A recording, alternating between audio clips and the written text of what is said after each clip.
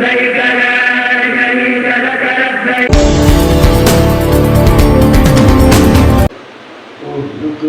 بحج بيتك الحرام وزيارة قبر نبينا محمد صلى الله عليه وسلم. എല്ലാവരും വിശുദ്ധ കർമ്മത്തിന് പോയി വരുമ്പോൾ ആശംസകൾ അർപ്പിച്ചുകൊണ്ട് നിങ്ങളെല്ലാവരുടെ അനുമതിയോടുകൂടി ഈ ഹജ്ജ് ക്യാമ്പ് കൊച്ചി വിമാനത്താവളത്തോട് ചേർന്നത് ഉദ്ഘാടനം ചെയ്തായി പ്രഖ്യാപിച്ച് വാക്കുകൾ അവസാനിപ്പിക്കുന്നു. പരിശുദ്ധ ഹജ്ജ് കർമ്മത്തിനായി കൊച്ചിയിൽ നിന്നുള്ള ആദ്യ വിമാനം ഇന്ന് വൈകിട്ട് 5:55 പറന്നുയരും. ഇന്നലെ രാത്രി 7 മണിയോടെ സയ്യിദ് അലി ബാഫക്കി തങ്ങൾ പ്രാർത്ഥനയ്ക്ക് നേതൃത്വം നൽകിയതോടെ ഉദ്ഘാടന സെഷന് തുടക്കം കുറിച്ചു. കേരള വ്യവസായ നിയമ കയർ വകുപ്പ് മന്ത്രി പി രാജീവ് ഉദ്ഘാടനം ചെയ്തു. രാജ്യത്തിന്റെ ഉയർച്ചയ്ക്കും സമാധാനത്തിനും വേണ്ടി പ്രാർത്ഥിക്കുവാൻ ഹാജിമാരോട് അഭ്യർത്ഥിച്ച് Hajj committee chairman doctor Hussain Chullikkad അധ്യക്ഷ പ്രസംഗം നടത്തി. സ്വാഗത സംഘം ചെയർമാൻ ശ്രീ മുഹമ്മദ് മുഹ്സിൻ MLA സ്വാഗതം പറഞ്ഞു.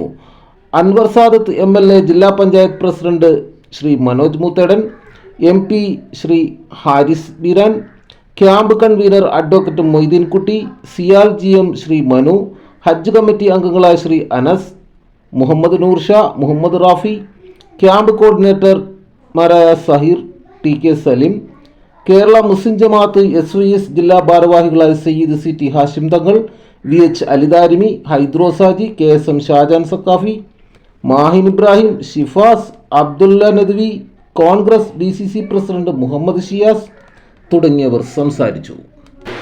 നമ്മുടെ രാജ്യം പാകിസ്ഥാനുമായി ഒരു യുദ്ധം തന്നെ ചെയ്യേണ്ടി വരുമോ, ഒരു ഫുൾ ഫ്ലെഡ്ജ്ഡ് യുദ്ധം ചെയ്യേണ്ടി വരുമോ എന്ന ഒരു ആശങ്കയിലാണ്.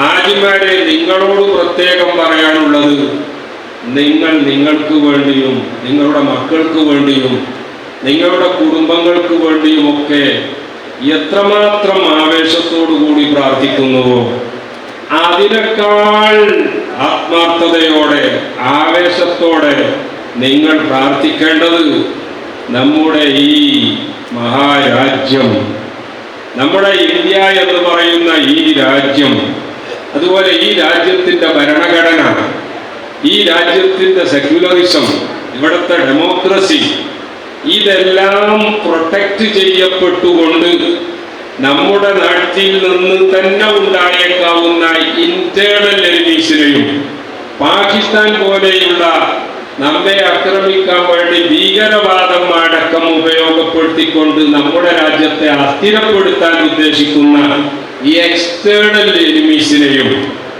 അഥവാ ബാഹ്യ ശത്രുക്കളെയും ആഭ്യന്തര ശത്രുക്കളെയും ഒക്കെ നേരിട്ട് ഈ രാജ്യം മേരാ ഭാരത് മഹാൻ എന്ന് നമുക്ക് എക്കാലവും പറയാൻ പറ്റണം.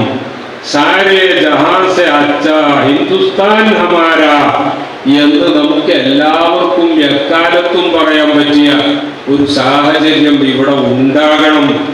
ഈ രാജ്യത്തിന് എല്ലാവിധ, അത് ആഭ്യന്തരമായി ഉണ്ടാവുന്നതാണെങ്കിലും ബാഹ്യമായി ഉണ്ടാകുന്നതാണെങ്കിലും എല്ലാ തരം ശത്രുക്കളിൽ നിന്നും പ്രൊട്ടക്റ്റ് ചെയ്യപ്പെട്ടുകൊണ്ട് രാജ്യം നിലനിൽക്കണം, രാജ്യക്കാർ നിലനിൽക്കണം.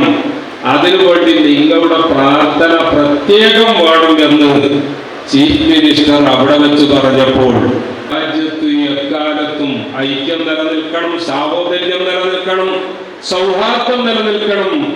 We the people of India എന്ന് പറഞ്ഞുകൊണ്ട് നാം ഭാരതീയർ ഉയർത്തിക്കുടിക്കുന്ന നമ്മുടെ മതേതരത്വവും നമ്മുടെ സോഷ്യലിസവും അതുപോലെ തന്നെ നമ്മുടെ സമത്വവും നമ്മുടെ ജനാധിപത്യവും നമ്മുടെ ഭരണഘടനയുടെ ആർട്ടിക്കിൾ 14-ഉം ആർട്ടിക്കിൾ 25-ഉം 26-ഉം 29-ഉം മാത്രമല്ല Kesavananda Bharati versus state of കേരളയിൽ ബഹുമാനപ്പെട്ട സുപ്രീം കോടതി നിരീക്ഷിച്ചതുപോലെ നമ്മുടെ ഭരണഘടനയുടെ കോൺസ്റ്റിറ്റ്യൂഷന്റെ ബേസിക് സ്ട്രക്ചർ അത് തകരാതെ ഇവിടെ നിലനിൽക്കണം എന്ന ഉദ്ദേശത്തോടു കൂടി നിങ്ങൾ പ്രത്യേകം പ്രാർത്ഥന നടത്തണം എന്ന് ഞങ്ങൾ നിങ്ങളോട് റിക്വസ്റ്റ് ചെയ്യുകയാണ്. ഏകദേശം 2 മണിക്കൂറോളമായി നിങ്ങളിരിക്കും. നിങ്ങളുടെ ക്ഷമ ഞങ്ങൾ തന്നെ പരീക്ഷിക്കുകയാണ്. അപ്പോൾ അധികം ക്ഷമ പരീക്ഷിക്കാതെ തന്നെ എത്രയും പെട്ടെന്ന് ഈ പരിപാടി അവസാനിപ്പിക്കാനാണ് ഇനിയിപ്പോൾ നമ്മുടെ ഉദ്യമമാകേണ്ടത്.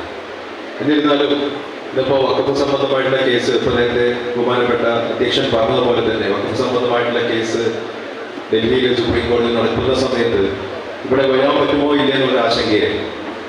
ഏകദേശം 2 മണിയോട് കൂടിയിട്ടാണ് ഇവിടെ വരാനുള്ള ടിക്കറ്റ് തന്നെ ഇന്ന്. അതിൻ്റെ ദൂരം കുറഞ്ഞു വരുന്ന ദിനങ്ങളിൽ ഏറ്റവും പ്രിയപ്പെട്ടവർ ഇന്ന് നാളെ മുതൽ ഇവിടുത്തെ യാത്ര ആരംഭിക്കുന്നു.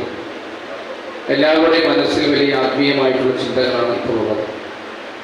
നമ്മുടെയൊക്കെ മനസ്സിനെയും ശരീരത്തെയും എല്ലാം ശുദ്ധീകരിക്കാനുള്ള കഴിഞ്ഞകാല ജീവിതത്തിൻ്റെ എല്ലാ പ്രാപഭാരങ്ങളെയും ഇറക്കി വെച്ചുകൊണ്ട് ഏറ്റവും വിശുദ്ധമായിട്ടുള്ള ഹജ്ജ് കർമ്മത്തിലേക്ക് തയ്യാറെടുക്കുന്ന ഏറ്റവും പ്രിയപ്പെട്ടവർക്ക് കൃത്യമായിട്ടുള്ള ആശംസകൾ നേരുകയാണ്.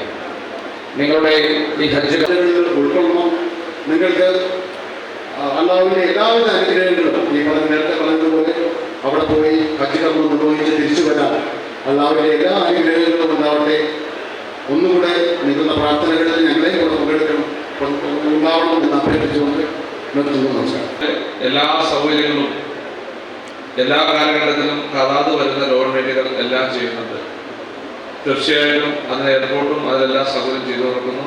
നമുക്ക് ഇവിടെ സൂചിപ്പിച്ചതുപോലെ ഇനിയുള്ള ദിവസങ്ങളിൽ ഏറ്റവും ഭംഗിയായി തന്നെ ഇവിടെ എല്ലാ ഒരുക്കങ്ങളും നമുക്ക് ഒരുമിച്ച് തന്നെ മുന്നോട്ട് പോകാമെന്ന് മാത്രം പറയുന്നു.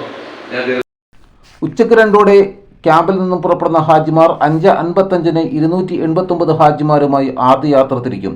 കേരളത്തിൽ ആകെ 16,341 പേരാണ് യാത്രയാകുന്നത്. കൊച്ചിയിൽ നിന്നും 6,167 പേരും യാത്ര തിരിക്കും. വനിതകൾക്കായി 3 വിമാനങ്ങളിൽ സർവീസ് നടത്തും. ആകെ 929 വനിതകളാണ് ഇത്തവണ ഹജ്ജിന് നെടുമ്പാശ്ശേരിയിൽ നിന്നും പുറപ്പെടുന്നത്.